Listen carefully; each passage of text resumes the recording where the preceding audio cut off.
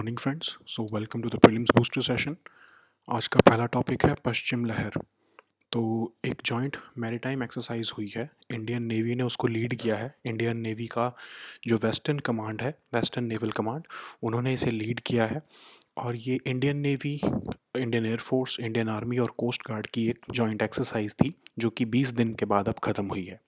तो इसके अंदर जो है 40 शिप्स ने पार्टिसिपेट किया है, इंडियन नेवी की सबमरीन्स ने पार्टिसिपेट किया है, इंडियन एयरफोर्स के जैगवार मैरीटाइम स्ट्राइक एयरक्राफ्ट, आपके जो सू 30 है एयरक्राफ्ट, उन्होंने पार्टिसिपेट किया है।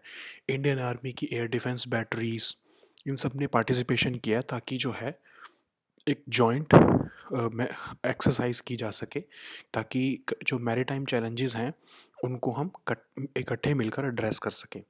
तो एक तरह से रियलिस्टिक कंडीशंस के अंदर जो है वो ऑपरेट किया है तीनों, जो है आपके चारों फोर्सेस ने। और इसको आप, जैसे मैंने आपको बताया कि लीड किसने किया है, वेस्टर्न नेवल कमांड ने। ठीक है, तो अब ये एक्सरसाइज ख़त्म हो गई है, इसका नाम है पश्चिम लहर। तो नेक्स्ट टॉपिक देखते हैं, जो कि है स्मॉल सैटेलाइट लॉन्च व्हीकल। तो जो न्यू चेयरमैन आए हैं इसरो के, उन्होंने बोला है कि वो स्मॉल सैटेलाइट लॉन्च व्हीकल को प्रायोरिटी बनाकर अप्रैल में उसको फर्स्ट मेडन फ्लाइट उसकी जो है वो लॉन्च करना चाहते हैं। तो ज़रूरत यूँ थी हमारे को स्मॉल सैटेलाइट लॉन्च व्हीकल की। तो अभी क्या होता है कि जो आपकी जो छोटी सैटेलाइट्स होती हैं, उस उनको लॉन्च करने के लिए हमें वेट करना पड़ता है कि जब तक बड़ी सैटेलाइट्स का लॉन्च नहीं होगा पीएसएलवी द्वारा, पोलर सैटेलाइट लॉन्च व्हीकल द्वारा, तब तक हम स्मॉल सैटेलाइट्स का लॉन्च नहीं कर सकते। क्योंकि हम क्या करते हैं, जो बड़ी सैटेलाइट लॉन्च होती है, उसके साथ आपने देखा होगा ना कि न्यूज़ में भी आता है कि छोटी सैटेलाइट्स किसी यूनिवर्सिटी की, किसी प्राइवेट सेक्टर की, हमने उसके साथ ही अटैच करके ऊपर भेज दी है। तो हमें पहले वेट करना पड़ता था पीएसएलवी के मतलब, क्योंकि जब तक हमारे पास कोई बड़ी सैटेलाइट लॉन्च करने का ऑर्डर नहीं आएगा, या इसरो को नहीं, जो इसरो जब तक लॉन्च नहीं करेगा तब तक हम छोटी सैटेलाइट्स लॉन्च नहीं कर पाते थे।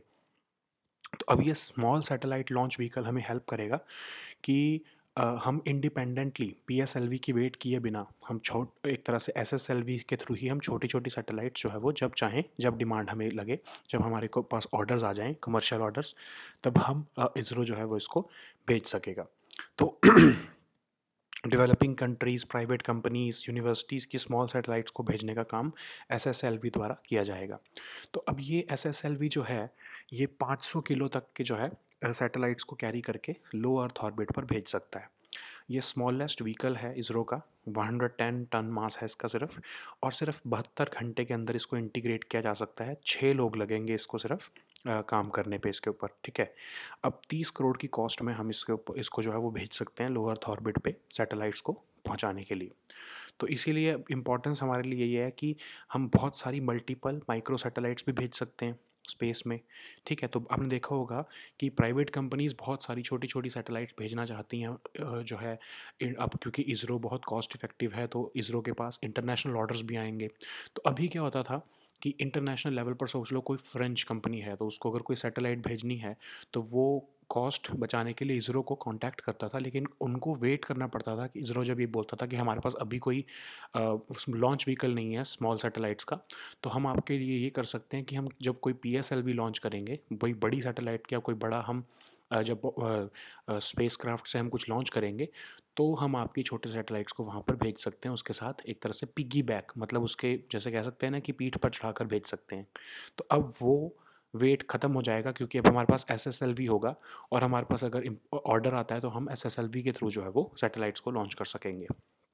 तो नेक्स्ट टॉपिक देखते हैं, जो कि है अमेरिका कम्पीट्स एक्ट। तो यूएस हाउस ऑफ रिप्रेजेंटेटिव्स, जो वहाँ की समझ लो आप कह सकते हो कि लोकसभा है, तो उन्होंने जो है America creating opportunities for manufacturing pre eminence in technology and economic strength act को जो है वो मंजूरी दे दी है, जिसको नाम है अमेरिका कम्पीट्स एक्ट। अब इस एक्ट के थ्रू यूएस गवर्नमेंट जो है वो टैलेंटेड इंडिविजुअल्स को और न्यू स्टार्टअप जो है, न्यू स्टार्टअप्स को इनवाइट करना चाहती है यूएस के अंदर। तो अब प्रेसिडेंट जो बाइडन है, उन्होंने कहा है कि वो इनोवेशन इंजन इंडिया, और आई एम सॉरी, यूएस में लेके आना चाहते हैं, इनोवेशन लेके आना चाहते हैं, और चाइना से कम्पीट करना चाहते हैं, और रेस्ट ऑफ द वर्ल्ड से भी आने वाले टाइम में कम्पीट करना चाहते हैं। अब आपको पता है कि यूएस और चाइना के बाद इंडिया जो है वो थर्ड नंबर पर आ गया है स्टार्टअप इनोवेशन में। स्टार्टअप सबसे ज़्यादा जो है थर्ड नंबर पर इंडिया में होते हैं वर्ल्ड वाइड। तो यूएस को लग रहा है कि आने वाले टाइम में चाइना और इंडिया के साथ जो है अगर कम्पीट करना है तो उनको भी कुछ फैसिलिटेटिव माहौल बनाकर देना पड़ेगा ताकि स्टार्टअप्स जो है वो अमेरिका में रहें। तो इसके अंदर $52 बिलियन का प्रोविज़न है सेमीकंडक्टर प्रोडक्शन के लिए। अब आपको याद है ना, $30 बिलियन का तो इंडिया ने भी एक प्लान बनाया हुआ है कि सेमीकंडक्टर प्रोडक्शन इंडिया में होनी चाहिए। तो अब यूएस भी जो है वो उसी को फॉलो करते हुए चाह रहा है कि यूएस के अंदर ये सेमीकंडक्टर की प्रोडक्शन हो, और $45 बिलियन की वो ग्रांट्स और लोन्स देना चाहता है ताकि जो मैन्युफैक्चरिंग यूनिट्स हैं वो यूएस में बने, यूएस में आ जाएं, और वो चाइना से एक तरह से ऐसे इन मैन्युफैक्चरिंग यूनिट्स को जो है वो शिफ्ट करके यूएस में लाना चाहते हैं। अब इसी के अंदर प्रोविज़न है कि वो फंडिंग भी देंगे ऐसी कंपनीज़ को या ऐसे स्टार्टअप्स को जो कि सोशल और इकोनॉमिक इनइक्वालिटी, क्लाइमेट चेंज और इमिग्रेशन के लिए काम कर रही हैं। और जो लोग बहुत हाईली टैलेंटेड हैं, जो स्टेम सेल रिसर्च में पीएचडी कर रहे हैं, उनके लिए एग्जेम्पशन, वीज़ा एग्जेम्पशन, इमिग्रेशन के रूल्स को थोड़ा जो है वो सॉफ्ट किया जाएगा। और $600 मिलियन पर ईयर जो है वो मैन्युफैक्चरिंग फैसिलिटीज़ के लिए भी दिए जाएंगे ताकि जो जिंजियांग रीजन में जो है सोलर कंपोनेंट्स बनते हैं, जो जो यूएस इंपोर्ट करता है, उसको सारा शिफ्ट जो है वो यूएस में कर लिया जाए। ठीक है। तो अब ये बिल जो है इंडियंस के लिए भी बहुत फ़ायदेमंद है, इंडियन स्टार्टअप्स के लिए। और जो इंडियन में टैलेंट है, जो पोस्ट ग्रेजुएट हैं या फिर जो हाईली एजुकेटेड जो लोग हैं, उनको आसानी से वीज़ा मिल जाएगा वहाँ पर काम करने का, स्किल्ड वर्कर्स को काम करने का। तो वैसे भी जो आपको पता है H1B वर्क वीज़ा है, उसमें सबसे लार्जेस्ट बेनिफिशियरी इंडियंस होते हैं। तो उनके लिए एक और विंडो ऑफ अपॉर्चुनिटी खुल जाएगी इस अमेरिका कम्पीट्स एक्ट के बाद, क्योंकि वो सबसे ज़्यादा इसके बेनिफिशियरी बन पाएंगे, क्योंकि सबसे हाईली टैलेंटेड या स्किल्ड वर्कर्स जो हैं वो इंडिया से ही यूएस में जाते हैं। ठीक है। तो नेक्स्ट टॉपिक देखते हैं जो कि है पद्मा अवार्ड्स। तो अब आपको पता है कि रिपब्लिक डे के ईव पर पद्मा अवार्ड्स अनाउंस किए जाते हैं, तो वो अनाउंस किए गए हैं। और इसके बारे में थोड़ा सा हम डिटेल देखते हैं। आपको याद होगा कि इस साल प्रीलिम्स में 2021 के प्रीलिम्स में इस पर क्वेश्चन भी आ चुका है। तो थोड़ी सी हम जो इसकी लेसर नोन फैक्ट्स हैं उसके बारे में देखते हैं। तो पद्म अवार्ड्स जो होते हैं वो एक कमेटी बनाई जाती है, पद्म अवार्ड्स कमेटी, जो प्राइम मिनिस्टर बनाते हैं हर साल। वो डिसाइड करती है कि जो है किसको मिलेगा। तो वो अब कमेटी की रिकमेंडेशंस जो हैं वो प्रेसिडेंट ऑफ इंडिया को भेजी जाती हैं, और प्रेसिडेंट ऑफ इंडिया फिर जो है पद्म अवार्ड्स को अनाउंस करते हैं। तो दो तरह के इंडिया में सिविलियन अवार्ड्स हैं, भारत रत्न और पद्म विभूषण। ठीक है। जिनको 1954 में जो है वो जो है वो इंस्टीट्यूट किया गया था। फिर उसके बाद थ्री क्लासेस ऑफ अवार्ड्स, पहला वर्ग, दूसरा वर्ग और तीसरा वर्ग जो है अवार्ड्स जो है वो इंस्टीट्यूट किए गए थे। इन्हीं का नाम बदलकर बाद में पद्म विभूषण, पद्म भूषण और पद्मश्री कर दिया गया। ठीक है। तो 1955 में ये नाम बदले गए। अब इसमें अवार्ड्स में जो बेसिक चीज़ें हैं वो तो आप खुद पढ़ सकते हो, बट मैं आपको कुछ जो लेसर नोन फैक्ट्स हैं उसके बारे में बताता हूँ कि ये अवार्ड्स जो हैं वो art, social work, public affairs, science and engineering, trade and industry, medicine, literature, ऐसे फील्ड्स में दिए जाते हैं। और ये गवर्नमेंट सर्वेंट्स को नहीं मिल सकते। ठीक है। तो गवर्नमेंट सर्वेंट्स जो पीएसयूज़ में भी काम कर रहे हैं उनको भी ये अवार्ड्स नहीं मिल सकते, एक्सेप्ट अगर वो डॉक्टर्स या साइंटिस्ट हैं तो उनको ये अवार्ड मिल सकता है। और ये डेथ के होने के बाद जो है पोस्ट ह्यूमसली ये अवार्ड जनरली नहीं दिए जाते, लेकिन अगर कोई हाईली डिजर्विंग केस है, जैसे कि जनरल बिपिन रावत का केस था, तो उसमें ये अवार्ड जो है गवर्नमेंट अगर चाहे तो पोस्ट ह्यूमसली भी दे सकती है। अगर एक पर्सन को, समझ लो कि किसी को पद्मश्री मिला हुआ है और उसको पद्म भूषण देना है या पद्म विभूषण देना है, तो उसको 5 साल के बाद दिया जा सकता है। समझ लो कि 2021 में किसी को पद्मश्री मिला है, ठीक है, तो उसको पद्म भूषण या पद्म विभूषण अगले 5 साल तक नहीं मिल सकता। ठीक है। उसको उसके 5 साल के बाद ही एक जो अपर लेवल का अवार्ड है वो 5 साल के बाद ही दिया जा सकता है। तो हर साल जो है एक कैप लगा हुआ है कि 120 से ज़्यादा अवार्ड्स जो है वो पद्म अवार्ड्स नहीं मिलेंगे। लेकिन ऑफ कोर्स इसमें पोस्ट ह्यूमस अवार्ड्स या फिर एनआरआई या फॉरेनर्स या ओसीआईज का जो अवार्ड दिए जाते हैं पद्म कैटेगरी में, वो इंक्लूड नहीं किए गए हैं। ठीक है। फिर पद्म अवार्ड्स के लिए कमेटी बनाई जाती है जिसको कैबिनेट सेक्रेटरी हेड करते हैं। होम सेक्रेटरी भी इसके अंदर होते हैं, सेक्रेटरी टू द प्रेसिडेंट भी होते हैं इसमें, और 4 to 6 एमिनेंट पर्सनस होते हैं जो कि मेंबर होते हैं। ये कमेटी रिकमेंडेशंस अपनी सबमिट करती है प्राइम मिनिस्टर को, और प्राइम मिनिस्टर और जो है वो आगे प्रेसिडेंट ऑफ इंडिया को अप्रूवल के लिए सबमिट करते हैं कि इनको अवार्ड दिए जाने चाहिए। ठीक है। अब एक और अवार्ड है भारत रत्न। ठीक है। तो भारत रत्न जो है वो हाईएस्ट अवार्ड है, हाईएस्ट सिविलियन अवार्ड है हमारी कंट्री का। ये एक्सेप्शनल सर्विस या परफॉर्मेंस ऑफ हाईएस्ट ऑर्डर के लिए मिलता है। अब इसके लिए जो रिकमेंडेशन होती है वो डायरेक्टली पीएम जो हैं वो खुद देते हैं प्रेसिडेंट ऑफ इंडिया को, कोई कमेटी नहीं है इसके लिए। डायरेक्टली जो है प्राइम मिनिस्टर एडवाइस करते हैं प्रेसिडेंट ऑफ इंडिया को कि इस पर्सन को या इस इंडिविजुअल को हम अवार्ड देना चाहते हैं, ठीक है। अब इस पे कैप है, इस पे ये है कि एक साल में 3 से ज़्यादा भारत रत्न अवार्ड किसी को नहीं मिल सकते, मतलब गवर्नमेंट अनाउंस नहीं कर सकती। और भारत रत्न अवार्ड आज तक टोटल 45 पर्सन्स को मिल चुका है। तो नेक्स्ट टॉपिक देखते हैं जो कि है करप्शन परसेप्शन इंडेक्स। तो ट्रांसपेरेंसी इंटरनेशनल, ये एक एनजीओ है, जर्मनी बेस्ड एनजीओ है, उन्होंने करप्शन परसेप्शन इंडेक्स जो है वो हर साल निकालते हैं। तो इस साल इंडिया का 85 रैंक आया है 180 कंट्रीज़ में, ठीक है। तो 180 कंट्रीज़ का ये रैंकिंग की जाती है, इस लेवल पर इस बेसिस पर रैंकिंग की जाती है कि वहाँ पर पब्लिक सेक्टर करप्शन कितना है। तो अब ये करप्शन परसेप्शन इंडेक्स जो है वो कौन से सोर्सेज पर रिलाई करता है, कौन सा डेटा जो है उसके बेसिस पर इंडेक्स में रैंकिंग देता है। तो फ्रीडम हाउस की रिपोर्ट, वर्ल्ड बैंक की रिपोर्ट, या फिर जो एक्सपर्ट्स और बिजनेस पीपल हैं वो क्या कहते हैं उस कंट्री के बारे में, उसके बेसिस पर ये करप्शन परसेप्शन इंडेक्स जो है ट्रांसपेरेंसी इंटरनेशनल तैयार करता है। तो 0 से 100 रैंक का होता है ये करप्शन परसेप्शन इंडेक्स। तो 0 का मतलब हुआ कि बहुत ही करप्ट, और 100 मतलब वेरी क्लीन, ठीक है। तो इंडिया का इसमें स्कोर 40 रहा है, लास्ट ईयर भी 40 रहा था, 2021 में भी। 2021 में मतलब 2020 के अवार्ड मिलते हैं 2021 में, ठीक है। तो जैसे जो 2022 में ये आया है तो ये 2021 के अवार्ड, सॉरी इंडेक्स है ये, ठीक है, नॉट अवार्ड्स, ठीक है। तो अब 2021 में जो लास्ट ईयर मतलब 2020 के जो आपका रैंकिंग थी इंडिया की वो 86th रैंकिंग थी, जबकि हमारा स्कोर तब भी 40 ही था। तो इस साल जो है डेनमार्क ने, फिर सेकंड नंबर पर फिनलैंड ने, और थर्ड नंबर पर न्यूजीलैंड ने टॉप किया है करप्शन परसेप्शन इंडेक्स को। मतलब ये 3 लीस्ट करप्ट कंट्रीज़ हैं वर्ल्ड वाइड। अब इसमें इंडिया को जो है वो रैंक 40 सॉरी 85 रैंक क्यों दिया गया है, क्योंकि उन्होंने कहा है कि जर्नलिस्ट और एक्टिविस्ट जो है उनको यहाँ पर खतरा है। लोकल पुलिस अटैक करती है, पॉलिटिकल मिलिटेंट्स अटैक करते हैं, क्रिमिनल गैंग्स, लोकल ऑफिशियल्स जो है उनके साथ जो है वो उनके ऊपर झूठे केस डालते हैं। तो इसको चलते हुए जो है करप्शन से रिलेटेड जो आपके आरटीआई एक्टिविस्ट्स हैं इन सब को जो है टारगेट किया जाता है। तो इसीलिए इंडिया को जो है उन्होंने 40 स्कोर दिया है। तो ट्रांसपेरेंसी इंटरनेशनल एक एनजीओ है जो कि 1993 में लॉन्च किया गया था, या फाउंड किया गया था बर्लिन में, जर्मनी में। ये ग्लोबल करप्शन को कॉम्बैट करने के लिए एक एक्शन लेता है। 2 तरह की रिपोर्ट्स निकालते हैं ये, ग्लोबल करप्शन बैरोमीटर और करप्शन परसेप्शन इंडेक्स। तो नेक्स्ट टॉपिक देखते हैं जो कि है ग्रेट निकोबार प्लान। तो ये बहुत न्यूज़ में चल रहा था लास्ट ईयर भी, तो अब उसमें एक और प्रॉब्लम आ गई है। तो ग्रेट निकोबार प्लान जो है ये आपके नीति आयोग का एक प्लान है जिसमें वो ग्रेट निकोबार जो है आइलैंड्स वहाँ उनको डेवलप करना चाहते हैं। तो अभी जो है जो इन्वायरमेंटल इम्पैक्ट असेसमेंट की रिपोर्ट आई है उसमें बहुत सारी इनएक्यूरेसीज देखने को मिली हैं, साइंटिफिक इनएक्यूरेसीज, इनकम्प्लीट इन्फॉर्मेशन, और अप्रोप्रिएट प्रोसीजर उस पर फॉलो नहीं किया गया है। तो उस पर सीरियस क्वेश्चंस जो है वो रेज किए गए हैं, ठीक है। तो अब बैकग्राउंड क्या है इसका।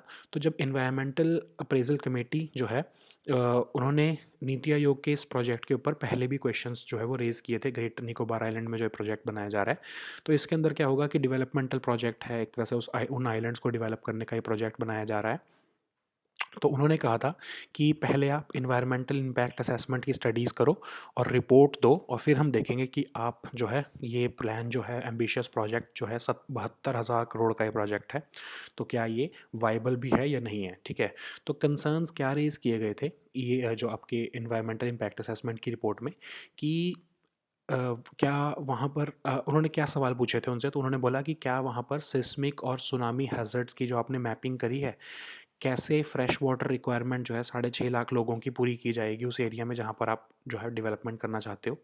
फिर जो जायंट लेदरबैक टर्टल वो वहाँ पर पाया जाता है ग्रेट ग्रेट निकोबार आइलैंड में, तो उसको उसके ऊपर कोई इम्पैक्ट तो नहीं आएगा इस डेवलपमेंट्स का। फिर उन्होंने बोला था कि कितने ट्रीज़ कट किए जाएंगे जो आप इंफ्रास्ट्रक्चर प्लान कर रहे हो ग्रेट ग्रेट निकोबार आइलैंड में, तो उसके लिए कितने ट्रीज़ कट किए जाएंगे। फिर गैलेथिया बे, जो ये गैलेथिया बे है ये जायंट लेदरबैक टर्टल की जो है वो नेस्टिंग साइट है, तो इसको कैसे आप जो है प्रिजर्व करके रखोगे। तो वर्ल्ड का ये लार्जेस्ट मरीन टर्टल जो होता है जायंट लेदरबैक, तो इसकी नेस्टिंग साइट को आप कैसे प्रोटेक्ट करके रखोगे। फिर उन्होंने बोला कि टेक्निकल या फाइनेंशियल क्राइटेरिया जो है अ, वो क्या आप अपनाओगे ताकि इन्वायरमेंटल एस्पेक्ट्स को जो है वो ध्यान में रखा जा सके। अब प्रपोज़ल क्या है कि वहाँ पर जो है एक तरह से आप इंफ्रास्ट्रक्चर जो है बनाना चाहते हो ग्रेट निकोबार आइलैंड में। और जो वहाँ के जो है कमेटी ने पूछा, ये भी पूछा कि जो आपकी इन्वायरमेंट क्या जो इम्प्लीमेंट करेगी ये प्रोजेक्ट्स वहाँ पर जो भी कोई कॉरपोरेट कंपनी, तो उनके पास कोई इन्वायरमेंट पॉलिसी है या नहीं है, कि वो उस जगह पे इंफ्रास्ट्रक्चर कैसे जो है वो बनाना चाहती है। ठीक है, तो हम देखते हैं कि लेदरबैक सी टर्टल क्या है। तो ये largest of the 7 species of sea turtle है। ये सारे ओशंस में पाया जाता है एक्सेप्ट ऑफ कोर्स आर्कटिक और अंटार्कटिक। इंडियन ओशन में सिर्फ कुछ जगह पर ही नेस्टिंग करता है ये, इंडोनेशिया, श्रीलंका और अंडमान निकोबार आइलैंड में। तो इनका जो IUCN स्टेटस है वो वल्नरेबल है। इंडिया में शेड्यूल 1 में इनको प्रोटेक्शन मिली हुई है वाइल्ड लाइफ प्रोटेक्शन एक्ट के अंदर। तो गैलेथिया बे जहाँ पर ये नेस्टिंग करता है वो गैलेथिया नेशनल पार्क है ग्रेट निकोबार आइलैंड में। तो इससे पहले ये एक वाइल्ड लाइफ सेंचुरी हुआ करती थी 1997 में, और प्रोटेक्शन ऑफ टर्टल्स के लिए वाइल्ड लाइफ सेंचुरी बनाई गई थी। फिर उसके बाद एक long term monitoring program launch किया गया गवर्नमेंट द्वारा कि यहाँ पर ये हम देखते हैं कि जायंट लेदरबैक टर्टल्स जो है वो कैसे नेस्टिंग करते हैं। तो लेकिन सुनामी जब आई वहाँ पर 2004 में तो बहुत डिस्ट्रक्शन हुआ, फिर वो जो है मॉनिटरिंग प्रोजेक्ट को भी जो है वो स्टॉप कर दिया गया। ठीक है, तो ये गैलेथिया भी अब आपको याद रखना पड़ेगा कि ये ग्रेट निकोबार आइलैंड में पड़ता है। तो आपसे पूछा जा सकता है क्वेश्चन में, क्योंकि ये न्यूज़ में चल रहा है। ठीक है, so now let us see all these topics in English. So the first topic is Paschim Lahar.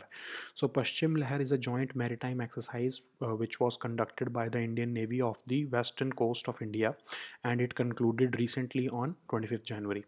So this exercise went on for a duration of 20 days, and it was led by the Western Naval Command, and it involved inter-services coordination between Indian Navy, Indian Air Force, Indian Army and the Coast Guard.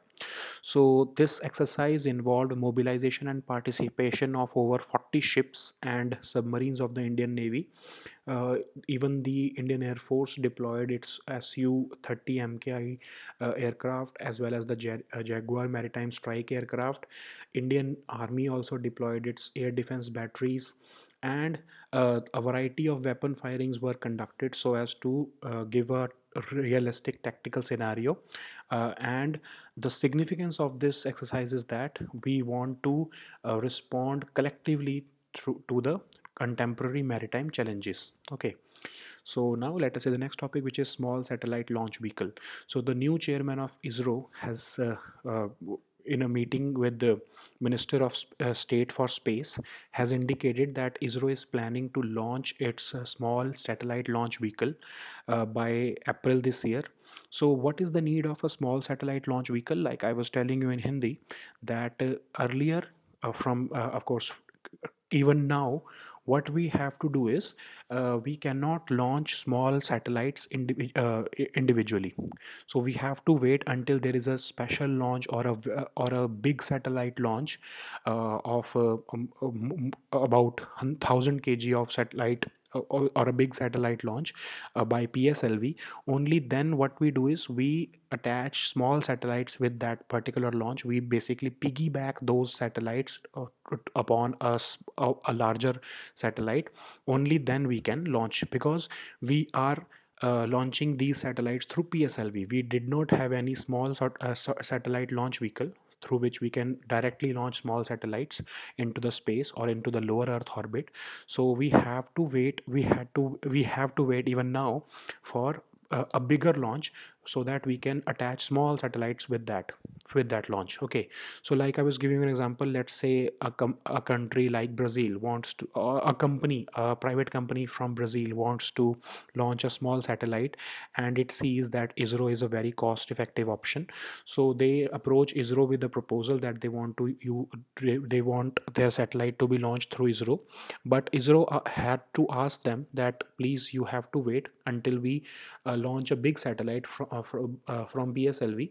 So it takes time until, and if Brazil company does not have that much time, then it would go to someone else. Okay, so that's why this small satellite launch vehicle became important, so that we can directly launch small satellites into the lower earth orbit without waiting for a big launch. Okay, a big satellite launch through PSLV.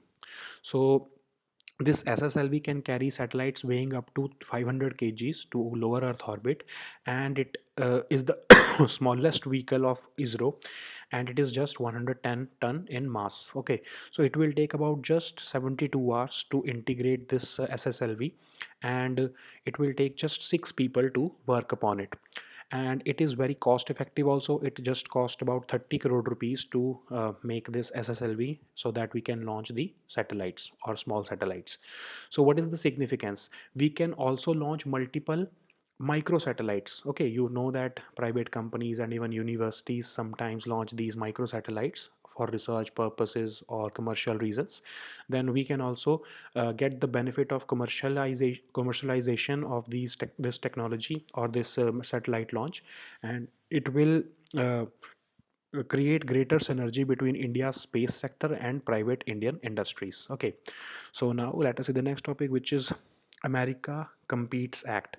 So United States House of Representatives, which is similar to Lok Sabha of India, has recently unveiled the ambitious America Creating Opportunities for Manufacturing Preeminence in Technology and Economic Strengths Act of 2022, which is also called the America Competes Act. So the act basically aims to open up new vistas for talented individuals from across the world with a new startup visa program and benefits to enter United States. So basically US wants to retain the talent, it wants to expand its manufacturing base, it wants to improve its supply chain resilience through this particular act.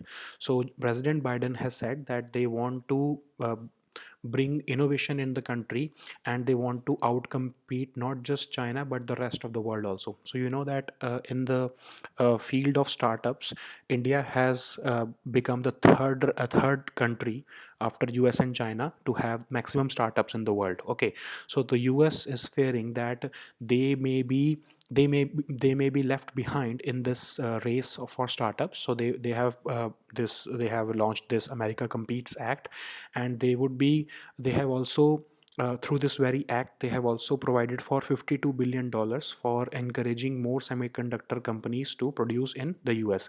We also have recently in December 2021, we have also launched a package of $30 billion for the semiconductor production in India. So similarly, on that same ground, US is also planning to have this launch of $52 billion through this America Competes Act. So the US is also providing for $45 billion through grants and loans to improve supply chain resilience, so as to expand its manufacturing base and to improve its manufacturing base and move out from China and other countries. Okay, so apart from that, there is also provision for certain exemptions for talented or skilled workers, especially those like who are working in stem cell research or doing PhD in that. So they can also get a green card earlier than other individuals who have applied for a job or a work visa in US. So the bill also provides for $600 million per year to construct manufacturing facilities to make solar components in US, because the US wants to uh, decrease its dependence on the components of solar photovoltaic cells which are made in Xinjiang region of China. Okay, so what would it mean for India? So it would mean that our Indians would get more and more opportunities, especially those who are skilled workers or those who are working in research field. So currently the H1B visa, Indians are the biggest beneficiaries of that. So they would have a new avenue through this America Competes Act to enter into the United States, especially those who are talented and highly skilled workers. So they would get a better shot at opportunities with this particular act. Okay. So now let us see the next topic, which is Padma Awards. So Padma Awards for the year 2022 have been announced recently.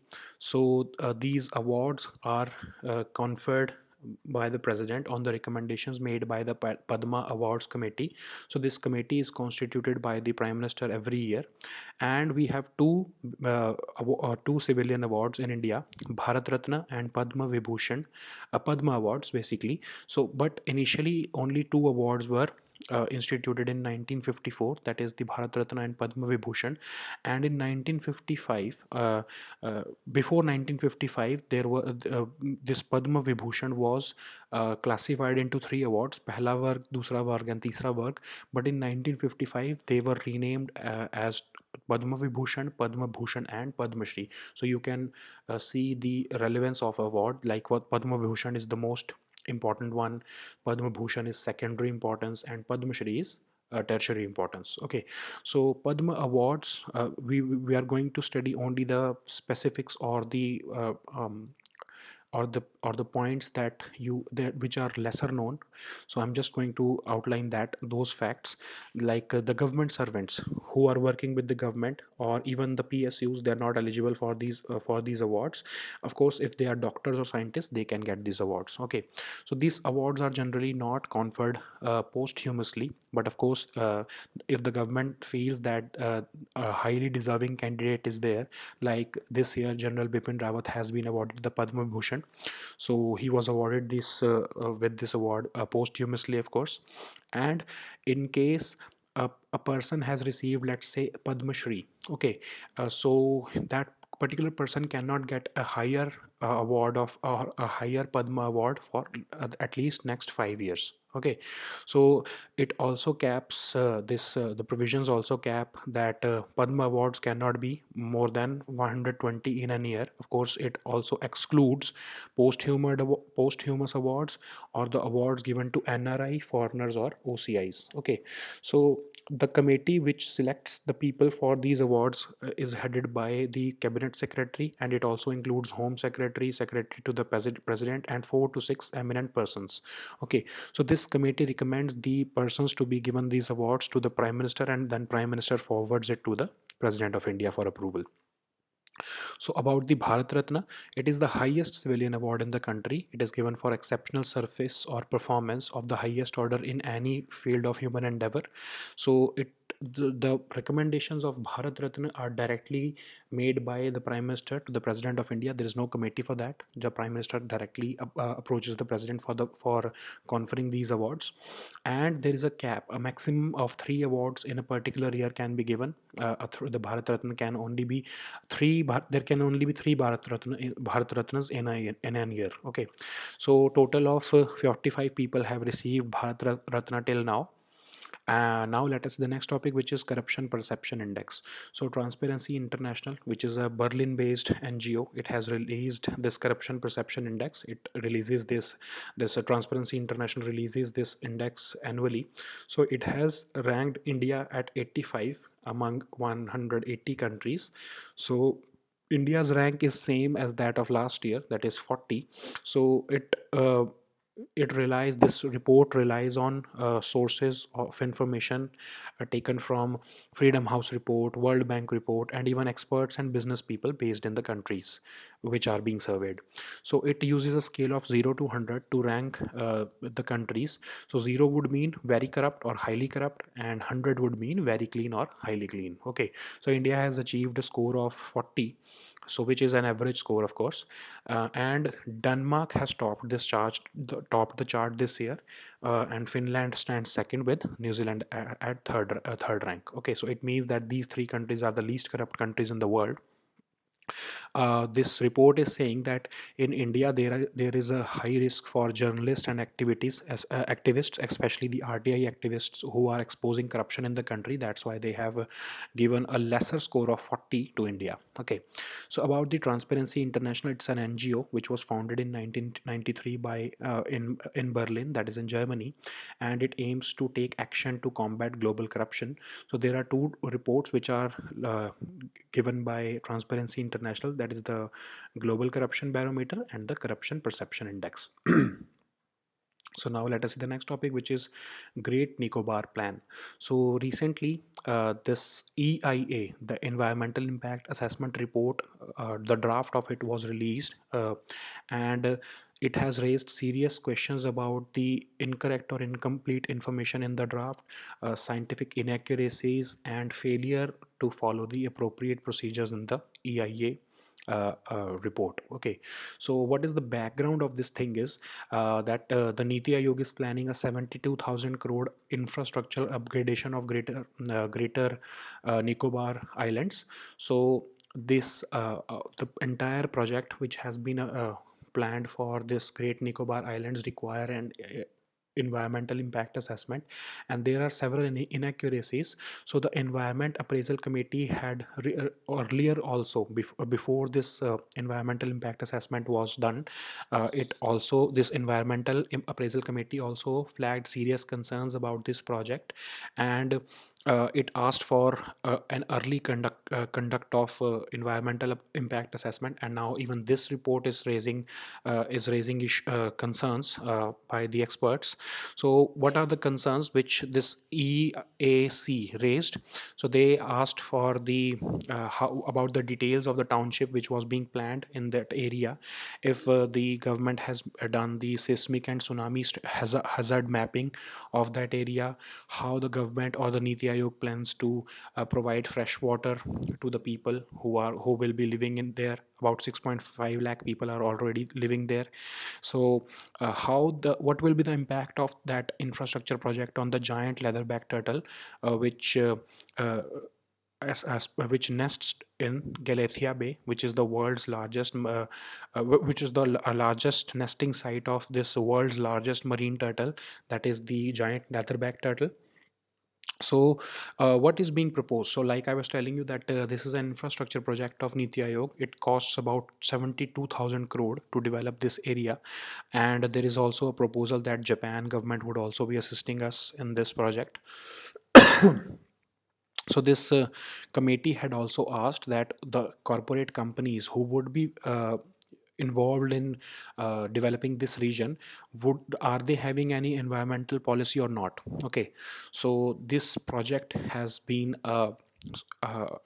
under the lens of environmental experts since the beginning, and now even the environmental impact assessment report is raising some issues. So let's see what would happen. But for us, there are two topics which are very important in this particular case. The first is leatherback sea turtle, which is the largest of the seven species of sea turtles, and the Galathea Bay, where this leatherback sea turtle nests. Okay, so this leatherback sea turtle is found in all oceans except, of course, in Arctic and Antarctic. So in Indian Ocean, it only nests in Indonesia, Sri Lanka, and Andaman and Nicobar Islands. So it is vulnerable under the IUCN status.